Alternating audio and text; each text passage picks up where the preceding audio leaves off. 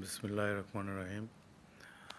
বাংলাদেশ জাতীয়তাবাদী দল বিএনপির সোনাপুর ইউনিট কর্তৃক আয়োজিত অধ্যক্ষ সভার সম্মানিত সভাপতি সাহেব, উপস্থিত বিএনপির সোনাপুর ইউনিটের সম্মানিত সভাপতি সাহেব জনাব আমিনুল ইসলাম সাহেব, উপস্থিত অত্যন্ত অন্যান্য কর্মীবৃন্দ, আসসালামু আলাইকুম। আমার খুব ইচ্ছা ছিল আজকে আমি আপনাদের সাথে এই গুরুত্বপূর্ণ মিটিংয়ে জয়েন করব, কিন্তু সময়ের কারণে আমি সেটা পারি নাই। এজন্য আমি দুঃখিত।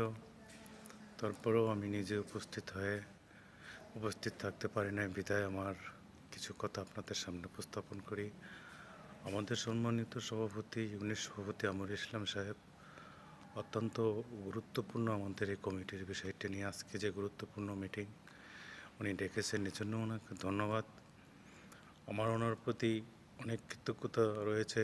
দীর্ঘ কয়েক বছর ধরে উনি অত্যন্ত পরিশ্রম করে এই ইউনিটের সঙ্গতা বজায় রেখেছেন এবং বিএনপির এই কমিটিকে ধরে রেখেছেন।